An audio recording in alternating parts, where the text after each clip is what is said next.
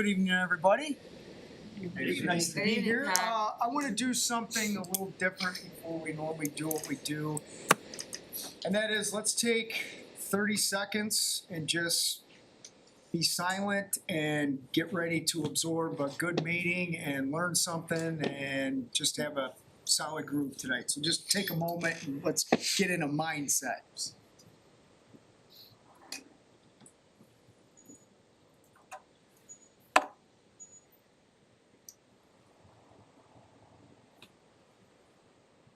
All right. Thank you for attending the Racing for Recovery Support Group meeting. We are focused on maintaining a drug-free and healthy lifestyle. Since 2001, our open forum meeting welcomes parents, adolescents, recovering individuals, and anyone who supports our mission. Your suggestions, comments, or ideas are welcome to make our meetings the best they can be.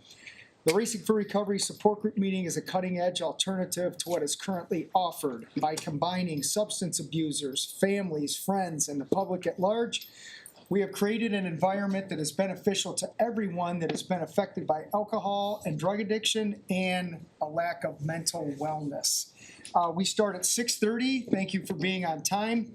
Please turn off your cell phones, and please only one person speaks at a time. And when you do speak, please do it loudly so we can hear you in-house and everybody can hear you who's watching wherever they're watching from.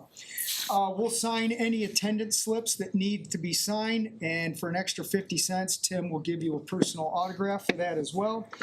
The only thing we ask of everybody is to be honest.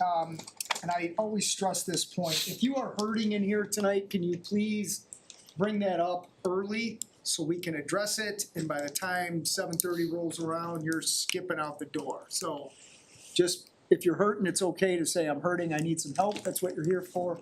But just be honest in what you're saying, please. Feel free to openly share your comments and points of view on how substance abuse has impacted your life. This meeting is open to people of all ages and welcomes diversity. So please refrain from using excessive foul language and language that discriminates against any race, gender, religion, ethnicity, sexual orientation, or disability in order to maintain an atmosphere of respect and dignity. I love reading that sentence. If you see a visitor, a new member, or a returning veteran that you haven't seen in a long time, please warmly welcome them into our program. For those who were here and they left and they came back, they have a ton of courage, and let's make them feel welcome back home again. Your confidentiality is important to us, but we are broadcasting this meeting live, so if you don't want to be on camera, please sit in the designated areas and your cute face will not be shown. Please refrain from getting up and leaving during the meeting because it is annoying. And if you're going to litter, do it in our trash receptacles. And I need to think of something new with the smoking. You may or may not have heard this, but smoking is bad for you. So quit doing that. How about that? Yeah, just quit, or I'm gonna start. One of the two, right? We don't want that. All right. Anybody here for their first ever Racing for Recovery meeting tonight? Welcome. Yeah. But you already know some of the other stuff we're doing, so you're getting the hang of it. Yes. All right. Okay. Who has the Lifestyles of Recovery? There you go, Corey. Guidelines for living a lifestyle of recovery. The lifestyle recovery guidelines are intended to be utilized by recovering individuals, their families, and anyone else who is striving to avoid substance abuse and achieve sobriety. The guidelines are: number one, recognizing that substance abuse ruins lives. Number two, wanting to pursue positive alternatives to substance abuse, such as our education, employment, quality, relationships, and health and fitness.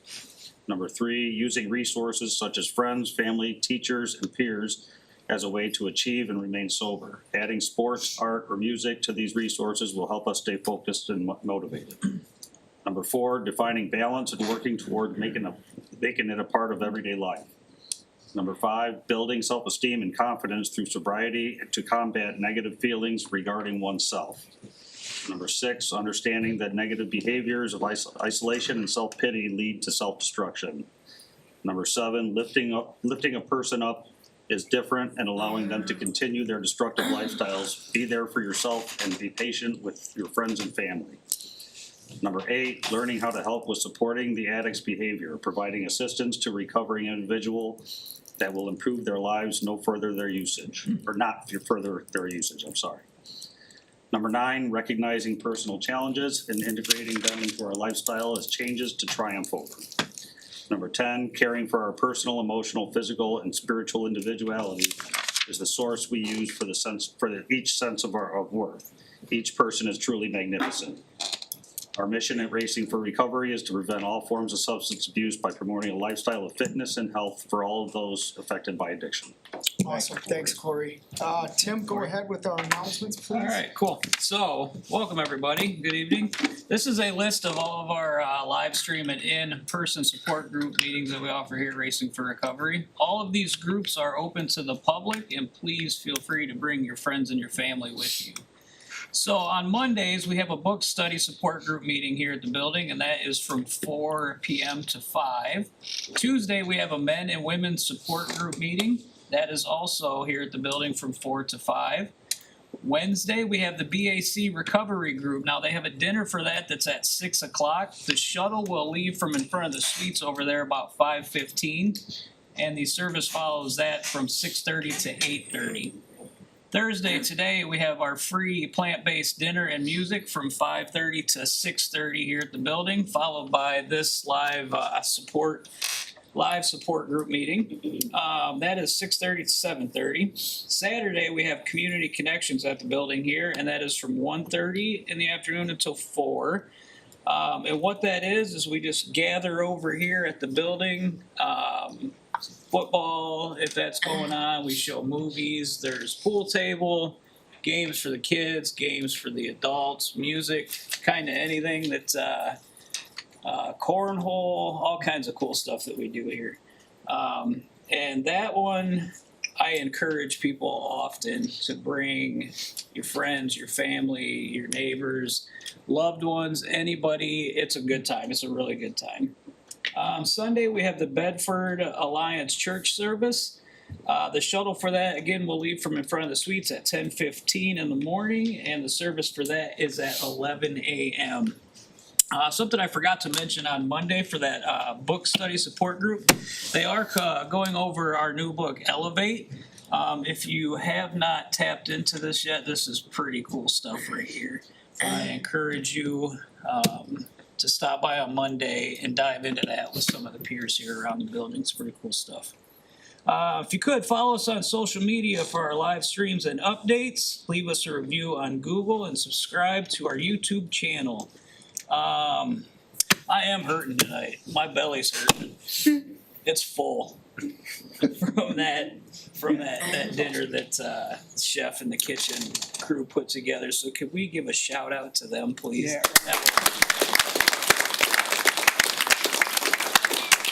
Never ceases to amaze me what goes on in that kitchen. Yeah, and I wanna say, I'm proud of you for being up here. I'm proud of you for being a human being. It's nice to sit next to you for the first time, and thanks for what you're doing back in the kitchen too. Thank you. And I got one more too. I want to give a shout out to our tech crew up in the booth, because without them, all of this would not be possible.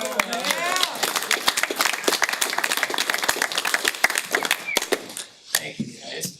All right, so, okay, we're gonna do some introductions. If, you guys know what we do and what we don't do. You don't have to identify as an alcoholic or an addict, because you're more than that. So we wanna know your name, and we're gonna do this tonight. I wanna know one word your family would say about you tonight. So if your family could say one word about you tonight, what would it be?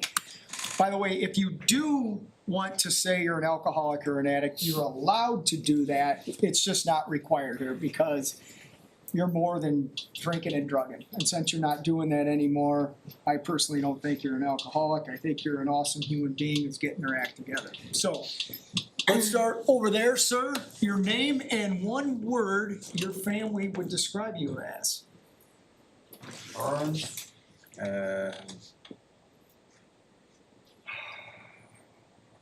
Man. Resilient? Good word. Yeah. Alright, hi, I'm Jada. I think one word my family would use to describe me is growth. My name is Michael.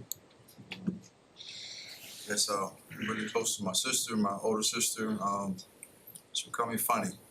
Okay. My name's Andy, and one word my family would describe me as is determined. My name's Kaya, and my family would describe me as funny. My name's Zach. The word my family described me would be disciplined. My name is Coty. My family would describe me as driven. I'm Maggie. I also would say I am driven, is what my family would say. I'm Kirby. My family would probably say I'm ornery. Yeah. They'd probably be right, yeah. I'm Jordan, and I feel like my mom would probably say that I'm successful. Yeah, cool. Do you want to introduce your new addition? This is baby Rowan. Lift him up. I'm not picking her up, she's sleeping. And then this is my son Gage. I'm Blaze. I think my family would say I'm back. Cool. Back. Nice. I'm Kenzie, and I think that my family would say resilient. Good word. My name's Danny, and I would say they would describe me as powerful. My name's Kyle, and I think my family would say heart. My name's Joe. I think my family would say unbelievable. Jeff? My name's Jeff, and I think my family would say I'm Matt. I would say my family, they think I'm hitting my stride. They think I'm in my element. Beautiful. Oh, yep. Kelsey, go ahead. I'm Kelsey. My family would probably describe me as stubborn or headstrong. Are those good qualities? They can be. Yes, they can. Okay. I'm Angel, and I'm gonna go with what my mom said for Christmas. I'm starting to be more patient. What was that? More patient. Okay, yeah. All right. I'm Jason. My mom would probably say capable. I think I'm funny. Does your family know how much you pick on me here? Probably. My mom is where I got it from, so yeah, she's probably aware. All right, cool. She's probably watching too. Corey, go ahead. My name's Corey, and I think my family would say resilient. All right. My name is James, and I think my family would say I'm hilarious. You tell us a joke? Not really. Okay. I'm Bradley, and one word for my family is dedicated. I'm Melissa. One word for me would be loved. Nice. James, I would say determined. Okay. All right. Justin, and I think called driven. Hi, I'm Danielle, and I think my family would say I'm thoughtful. Thoughtful. Nice. Hi, I'm Carla, and I think my family would say I'm strong. Would you say you're strong? Definitely. Okay. All right. Mr. Red Sweatshirt. That's not gonna get old, dude. We're gonna keep working that. So orange. It's orange. That's orange. Yes, it is. Exactly. This guy thinks it's red. That's orange. That fucker looks red. I mean, it looks red up there to me. That's orange. My name's Corey, and my brother would probably say I'm hard-headed and resilient, depending on the day. You know, yeah, right. Turn your colorblind. We're known for giving nicknames out here. We could use colorblind, orange. We're gonna have to think of something with that. Red. My name's Ryan, and they say I'm a hard worker. Hard worker, alright. Harder than one word I ever say for me is determined. Yeah. Tim? Good evening, everybody. My name is Tim. I think that the first word that would probably come to any of my family's mind is smartass, one word or two? That's two. Two? Yeah. Can I hyphenate it? You That would be can, one? yeah, you Alright, can do so one, yeah. smartass and then probably follow my loving. Nice. Yeah. Mitchell? Yeah. My name is Mitchell.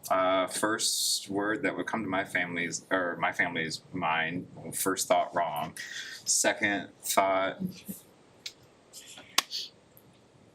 I don't know. Resilient. I am. Yeah, you are. I am. Yep. My name's Todd. I'm kind of stumped by my own question. What will my family say about me today?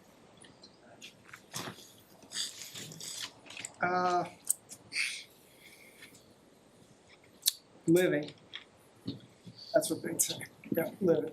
Okay, who has the answer? Thank you. The answer by Donald D. Carr. Running from the misery, trying to escape the pain. As I approach the light of hope that lies before me. Each step overwhelms me, every breath sears my throat.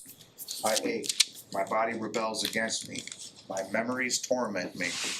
Agony has become my closest companion. My demons mock me as I dangle helplessly above the abyss of alcohol and drug abuse.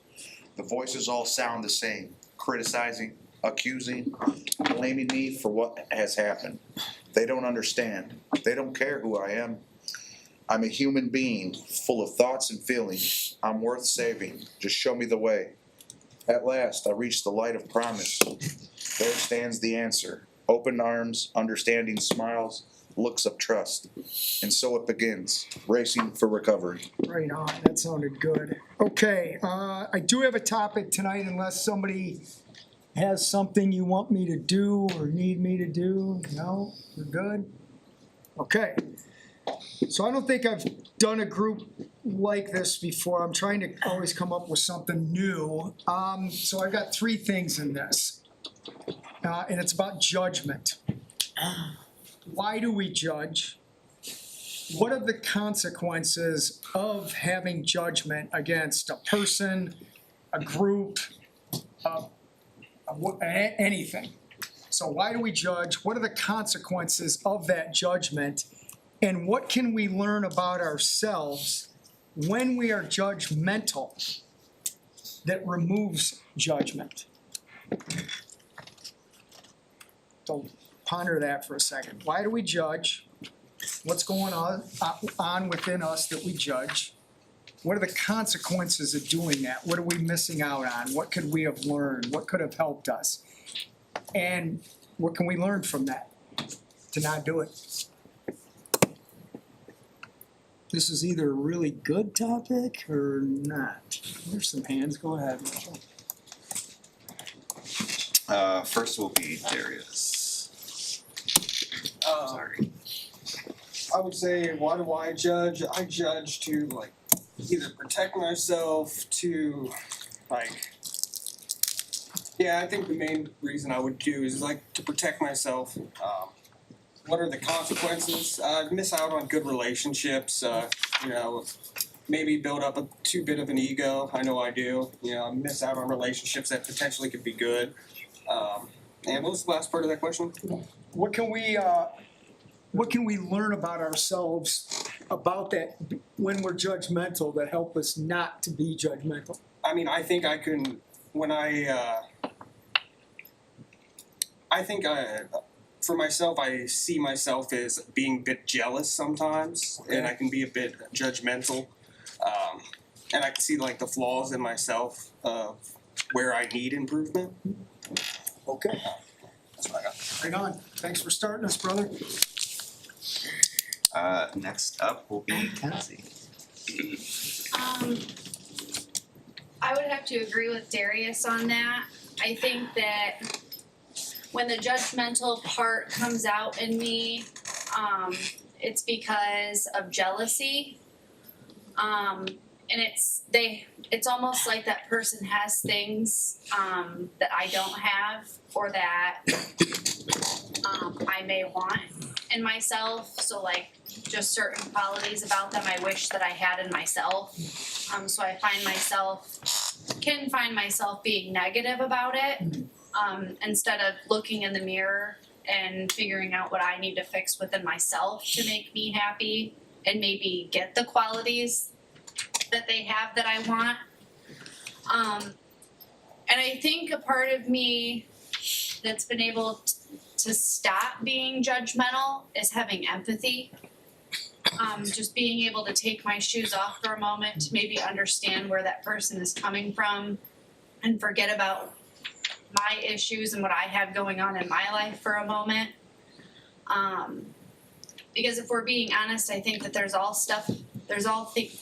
things about everybody that they're unhappy with, but it's just like what we do with them. I know that's how it is for me personally. I guess I can't speak for everybody else, but I do think that there's always going to be things within myself that I can fix that I might be looking at other people for. Have you ever, that's good, when you recognize yourself doing that, have you turned it into motivation by seeing somebody that maybe has, and we're not talking about things, as you said, attributes or whatever, are you now starting to see that as motivation to get it yourself? Yeah, I've definitely had some, my two best friends in my life, when I was going through my addiction, I probably could have found some pretty negative things to say about them. But in reality, like I look at them now, like I want that and I have to do this work to be able to achieve that. And not judging them and just letting them support me in the ways that I need has been most helpful for me in this process. Okay. Yeah, sorry. I could really relate to what you were saying there. Whoever else brought it, Corey, was it you that was talking about the jealousy also? I'm sure at some point in time. Yeah. And it hit me too when you were speaking, Kenzie, that I remember often in my past being that way. And it wasn't until maybe close to a year ago that I finally figured out that it even went deeper than that. I wasn't just jealous because, they had something and I didn't have it. It was more for me like a fear that I couldn't achieve it. I couldn't get something like that. So that jealousy was just masking to this underlying fear of I'm never going to be good enough to have XYZ or whatever it is, or be sober or whatnot. Yeah, that was nice. That was good. Excellent. Next up is Mike. The more I sit here and heard everyone share, kind of hard to go behind Kenzie here. But for me, I tend to do a lot of more personal reflection on myself before I look outward now so more so now.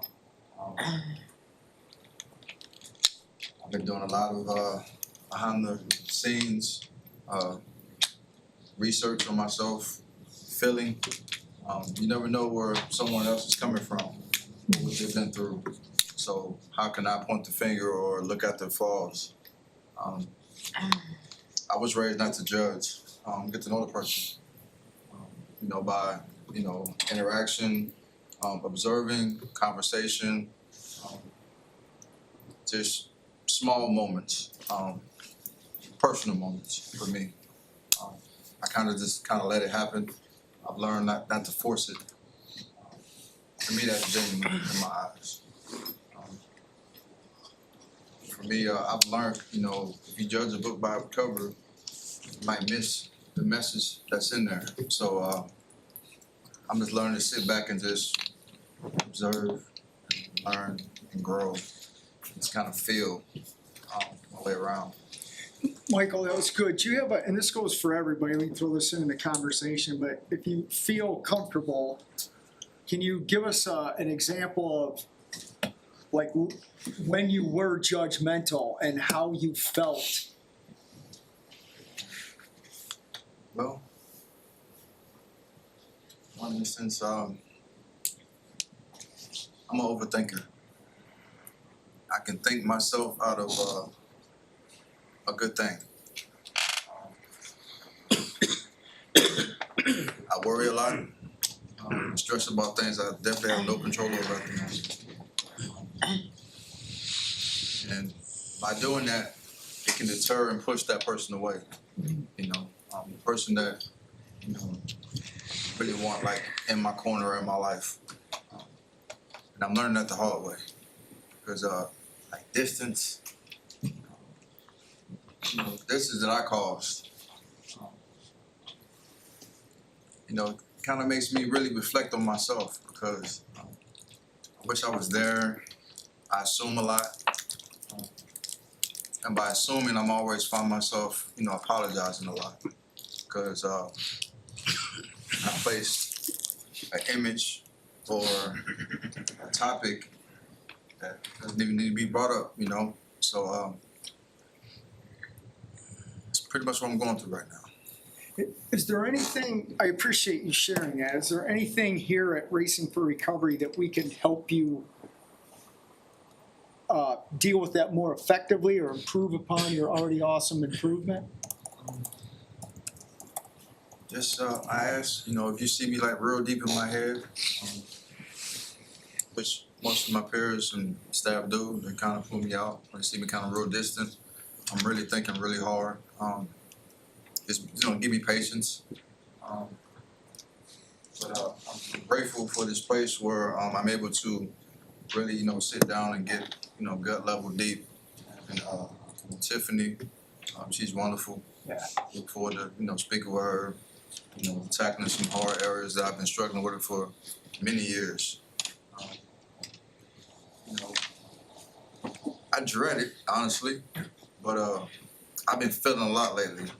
So y'all gotta mind me if y'all, you know, catch me in the moment.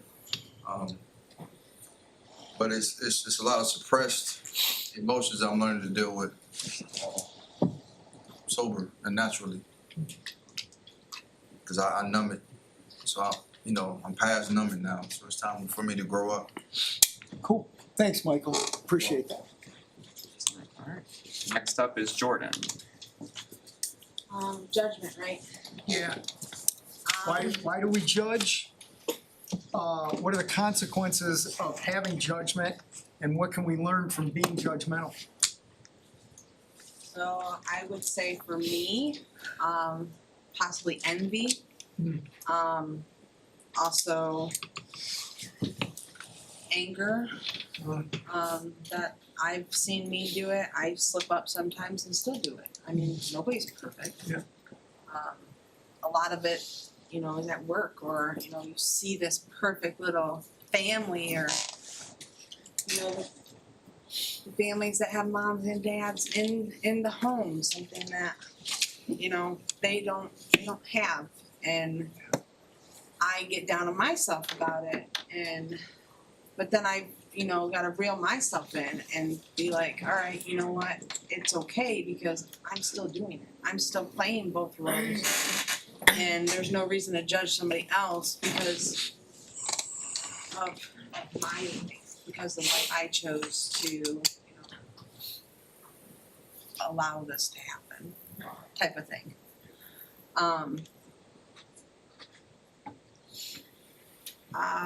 Now I forgot what else I was gonna say. What are the consequences of doing that?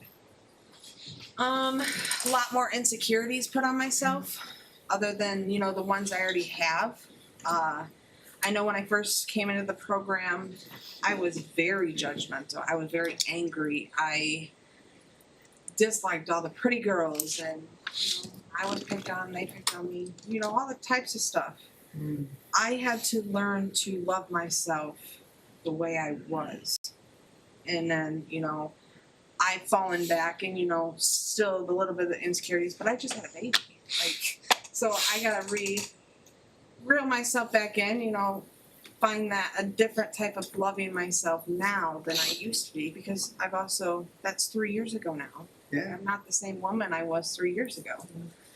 You know, I've had a lot more hardships out, you know, by myself and raising him and running into obstacles that I had to figure out myself. You know, I'm lucky enough to have that support system with my mom and allowing myself to keep pushing to get to where I'm at. And even though I've been judgmental, there's always that maybe is it remorse maybe? I'm trying to say the remorse, and then thinking that okay, well their life might not be as what it's covered like somebody said. Yeah, especially if you're looking on social media, right? God's got this perfect life. Yeah, right. Go ahead. All right, next up is gonna be Corey. Sorry, red t-shirt guy. Uh-oh. Can you give me the 3 questions again so I know how to answer? Yeah, we're talking about judgment, and the first question was, why do we judge? What are the consequences of having judgment? And what can we really learn about ourselves when we are judgmental, that when that's removed, you know, we're less judgmental and a better person? For me, kind of what I've come to learn and understand is like the less I judge myself from a place of clarity, the more I judge other people. It's always easier for me to look out rather than in. But I don't believe judgment's a bad thing when I do it from a place of clarity.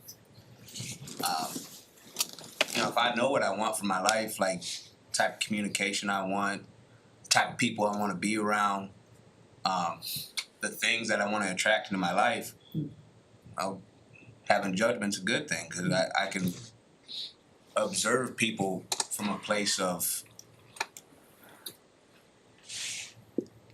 clarity, not my past experiences or place of jealousy. Like, is this person doing the things that I would like to be doing? Like, can this person teach me something? Can this person help me in any way make my life better? On the other hand, is this person talking about other people all the time? Is this person indulging in things that I don't want to be a part of? Is this person gonna make me better or make me worse? You know, so like when I look at it like that, like judgment, I believe judgment's a good thing. Now, judging other people, again, like when I said the less I judge myself, you know, like when I say judge myself, I mean like, am I doing the things that I said I would do? Am I living in an honest way? Am I being good to people? Am I sticking to my word? Am I just overall doing the things that I need to do to be a good person?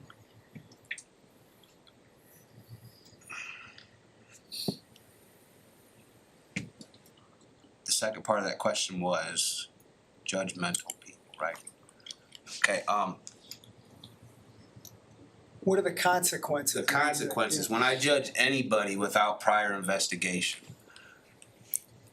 that is a prime indicator for me that I am not doing the things that I need to do. You know, like when I'm out there drinking and drugging, choosing to use those things to cover up what I'm going through, I've done almost everything but kill a man. I've lied, I've cheated, I've stolen, I've manipulated people, I've taken advantage of people, hurt people. So like, who am I to look at somebody at face value and say what I don't like about them? But again, like, just the more I know what I want for my life, it's easier to relate to people and just let it be what it is. Does this person benefit my life, or do I just need to stay away from this person? Wow. Anybody have an idea where I'm even coming up with this topic? I thought of it today. It's because of mental health group today. I listened what I was hearing in mental health group today, and I was in awe. And it's weird when I say I'm proud of you guys, because Well, I think it's, I don't know. I don't want you to, yeah, I'm proud of you guys. And when I was hearing some of the things that were courageously shared today, again, regardless of race, sexual orientation, religious, whatever, I thought, if everybody in society could see into what everybody feels and act accordingly, what a world that would be. With no judgment. You know, not judging somebody on how they look or what they heard or what they're wearing or whatever, because if the world could have heard that meeting today that we were in, I just wonder what all the goodness would have come from that, you know, including what you said today. That was powerful. So that's why I came up with this topic to do that. You guys are always doing my homework for me, I appreciate that. Yeah. Go ahead. Alright, next up is Kirby. So, for me, like when it comes to judgment, I guess I find myself judging myself with anything. You know what I'm saying? Like I'm pretty harsh on myself when it comes down to it. Like if I'm judging someone else, it's usually like almost as a form of deflection. Like, oh look what they're doing, at least I'm not doing that. Or like, you know what I mean, I might be doing whatever off on the side and it's like I'm trying to like deflect it away from me. That's good. You know what I'm saying? Kirby, can you speak up a little bit? Cause this is good, yeah. And like the consequences of that for me is I will still instead of like really looking at myself in the mirror and, you know what I mean, trying to fix whatever I'm judging in this other person, like I'll just keep doing whatever it is I was doing and just keep on trying to pass off the judgment on whoever. Like, oh look at them, they're worse off than I am, or he's doing that in the fucking back corner, and I'm just right here, I'm cool. You know what I mean? And that's never a good place for me to be. And what was the last question then? Well, I want to ask you this before the last one though, but how do you feel about what you're saying right now, and do you see how healthy that is to have that self-knowledge? It took for me to become aware of myself this much, it took a long time in a 23-1 cell. Yeah. You know what I'm saying? Yeah, you just answered the third question. Really get to, like, I still have my problems, don't get it twisted, but I've become very more self-aware since the last time I was here. What's different about you being here this time? This time, I just, it's hard to say, but I feel like I have this, like, to not make it a long story, but I just did 3 years in prison, right? Probably the worst 3 years of my life. Granted, there was crazy times, you know what I mean, I made the best of it, whatever. But within that 3 years, every time I had a moment of clarity, it was, I need to get back here. Because I was only here for like, I don't know, 6 or 7 months when I was here last time, but it was the best 6 or 7 months I ever lived. I was healthier, I was, you know what I mean, I was sober, and it was just like, but like I knew I had a lot of things to figure out, and I didn't want to bring, I guess, everything here with me because I felt like it had been a lot.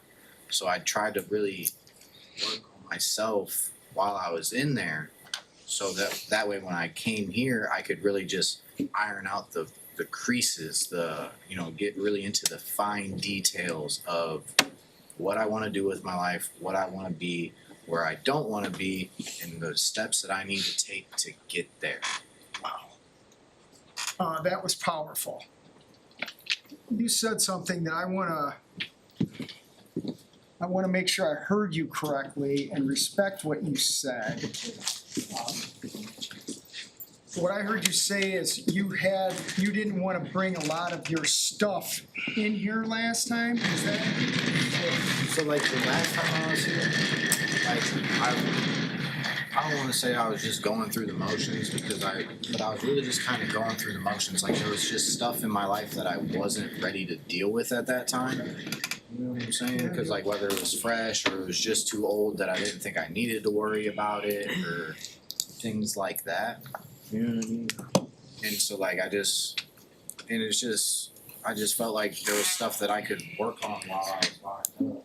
That, you know what I mean, that if I can work on it now, it'll be easier to really get the finer details of it out when I get here. You know what I mean? Because when I was here last time, like this place helped me out a lot. You know what I mean? Like it really did.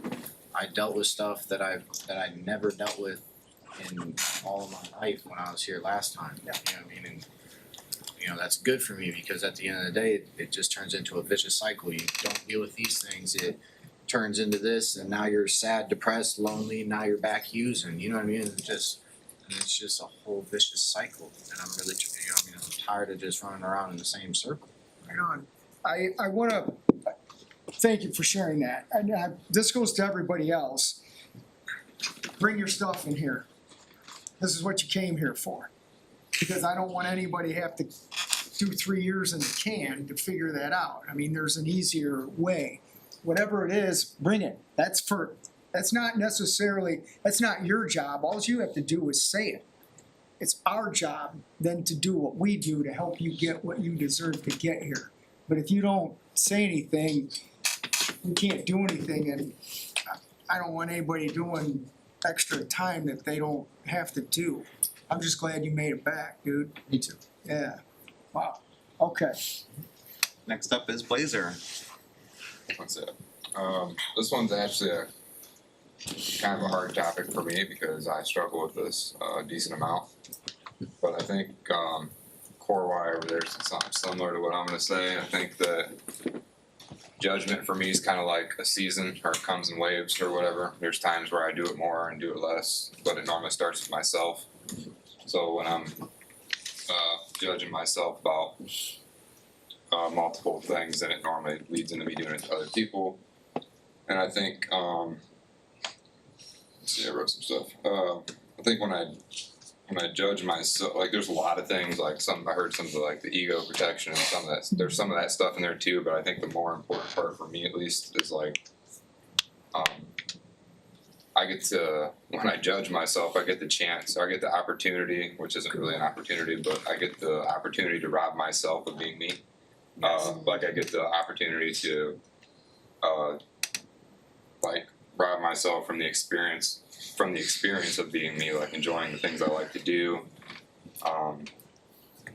Opportunity for growth in all areas of life, that kind of stuff.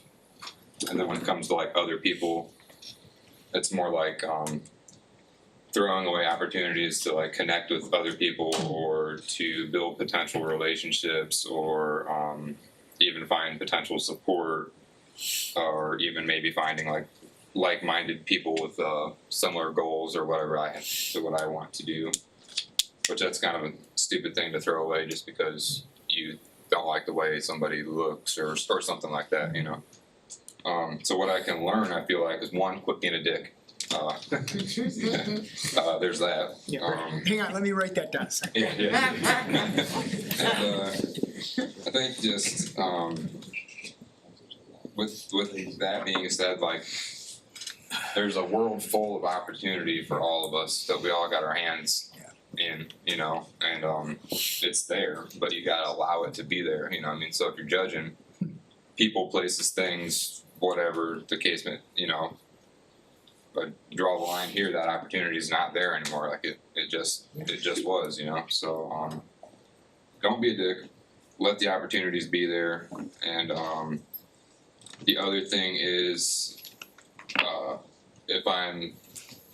feel like if I'm finding myself in the season of judgment or whatever I'm calling it, maybe I just shouldn't speak on it.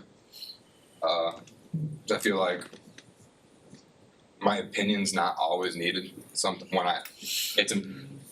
not entitled, but my opinion is important, but it's not important if it's judgmental and it may deter somebody else's mindset or something towards a specific person, place, thing, or whatever. Because then at that point, it's spreading negativity. So I think that's the three things I'm taking away from that. Wow, that's good. You're both. I've heard the word opportunity, and I've written down in here that if we're being judgmental, it takes away any opportunity to benefit ourselves. It just removes it.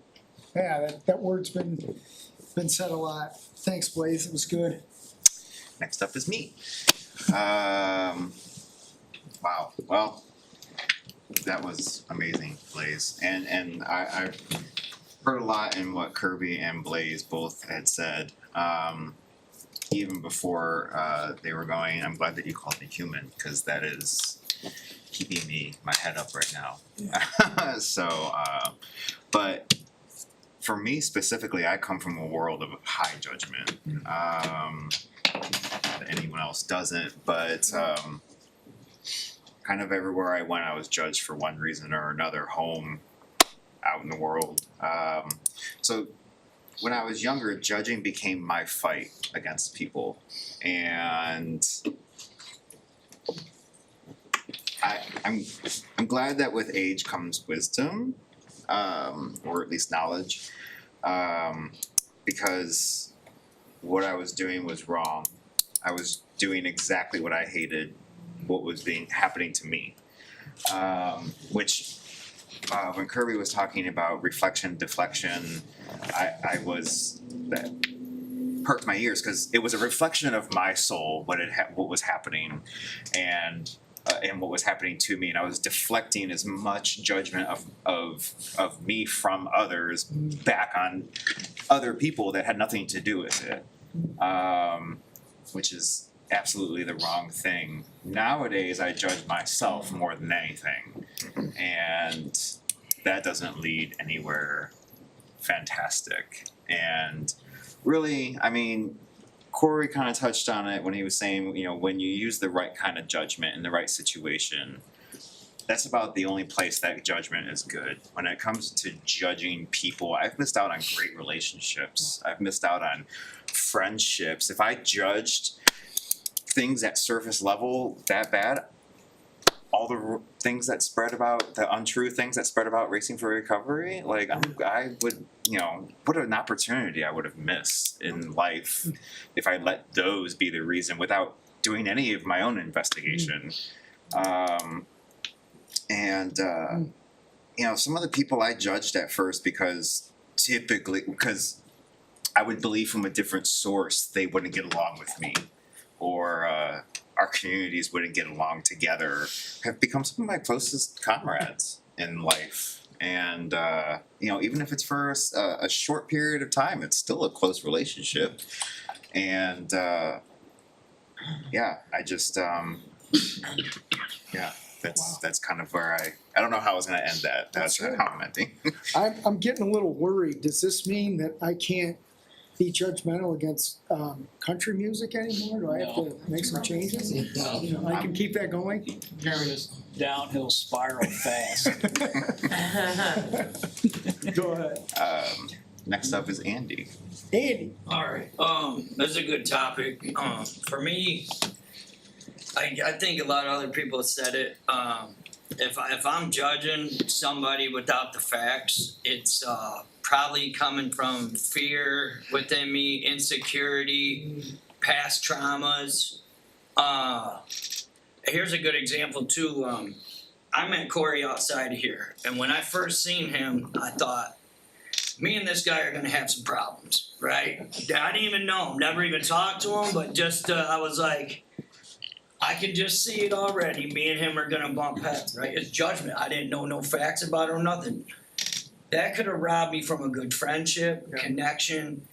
One of my great friends now. But it's that's an example of learned behavior, stuff from the past, just the way somebody holds herself, whatever I was going through at the time, looking for a target maybe, you know, just so inner battles you're going through, but it definitely robs us of the experience. And coming back here, I in my head, I had made up scenarios of judgment that I was gonna get looked down on, I was gonna get rejected because, you know, of failure, I failed. You know, whatever, just a lot of made up shit in made up stuff in my own head that it wasn't even reality without the facts. The facts were this is the place to be without judgment. You're not gonna get judged. You got an opportunity for healing, to get well, support, and just opportunity to grow.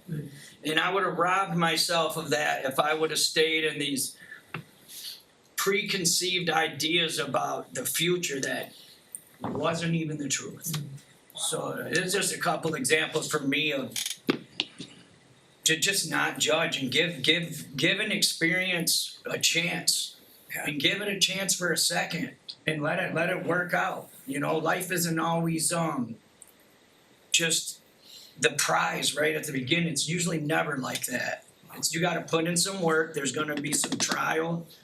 You know, there's going to be some hard times, but I've noticed that if I stick it out and go through the hard times, it gets a lot easier, and that's usually when the blessing comes. Yeah, well said, Andy, yeah. Nice. Yeah. Next up is Kelsey. I like to think that I'm not a judgmental person, but I am. Everybody, like with respect to human nature and stuff, I think we all judge, but I'm with what Mitchell. Why did I just call you Mitchell? I'm with what Mitchell and Andy said. I mean, I can relate to what everybody said, but the first question was, why do we judge? Why do we judge? So I typically, when I'm happy with myself, I judge less for sure. Like a lot of other people said, it stems from like insecurity, and I really like what Tim said about like it's really stems from fear, like fear that I won't be able to get maybe something that somebody else has.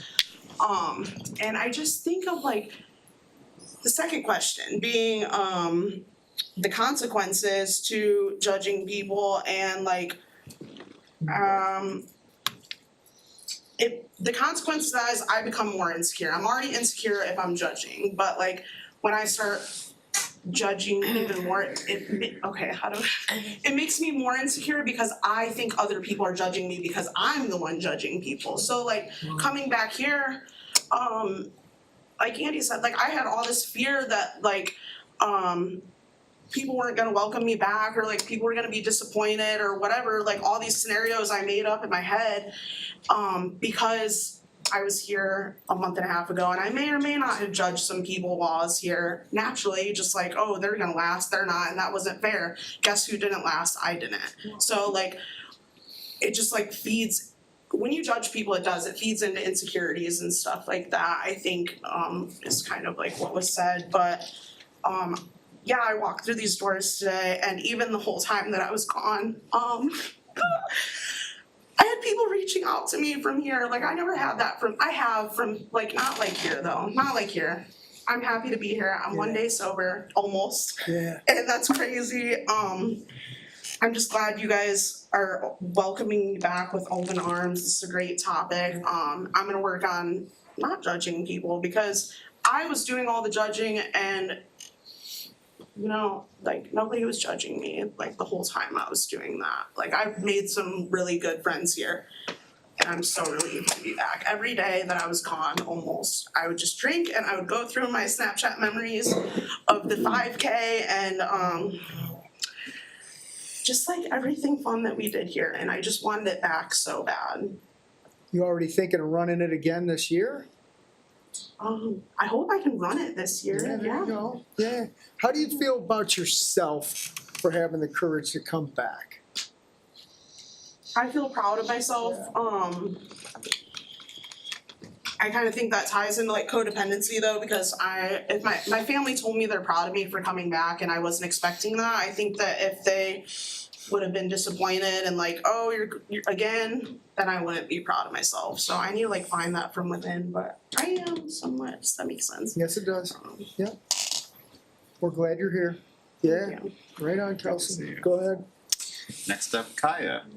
Hi, so I had a minute to sit and think, and growing up, I wasn't taught to be a judgmental person. I was taught that everybody's judging us. You need to act right. You need to make us look good. You need to be good at sports. You need to. But also, once I hit 18, that kind of blew up in my face, not knowing how to use that judgmental that we all have. It caused a lot of chaos and a lot of problems in my life that now I'm grateful for, because my daughter will be a lot more ready for the world than I was. But I think that, like she said, we all naturally are gonna judge, and you gotta find a fine balance, like Corey was saying.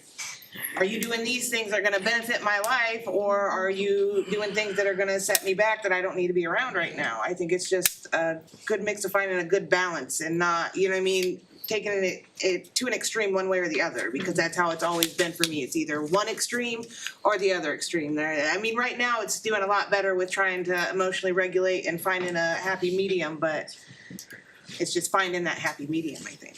What's the best thing you've learned about yourself since you've joined us here? That I'm capable of doing this. I'm capable of getting my daughter back. I am surrounded by people that want to help me right now. Yes. I would have came in judging, because I judged your place for a long time. This is my first time here, and the things that I heard about it without doing my own research, it turned me off, and then I missed out on a very good opportunity for a long time. I'm very happy to be here, and I actually really like your program, and I have your book in the car. I just started it the other day. Awesome. Thanks for helping in the kitchen. Yeah, cool. Go ahead, you're up. Excellent. Next we have Jason.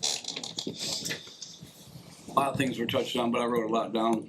I think she said, starts with envy. I think Andy mentioned a learned behavior. It was a childhood thing I learned that kept me safe. You know, not to let people see that I was hurting inside. I could take the focus off of my defects, the things that I was hurting from. It made me feel better about myself as a kid. And I say that, and then the next question was the consequences of that. The consequences are less connection with people, obviously. I think she said remorse. You know, it made me initially feel better about myself, but then when I would not be around the people, you know, like friends and things like that, I would have remorse, and it'd make me feel even worse about myself. So I see them patterns as things that I've learned and that kept me safe, and even through my addiction, things kept me safe. And that's one thing I've learned about myself is some of them things that kept me safe through my life that I've learned behaviors, they no longer serve me. They're nothing that I have to hold on to. Being sober now, I can deal with the self-esteem issues, because that's where a lot of that comes from, is my own self-esteem. Moving around a lot as a kid, you know, having new friends, new situations. So yeah, I wrote down pretty much, and Andy touched on a whole lot of that. Like the learned behavior thing was like huge to me. That's how I cope. Like, you know, we have our friendly banter. Yeah. But it's kind of some of that though. That's where we, you know, I talk crap, but it was a coping mechanism, and I still use the humor it's a healthy one.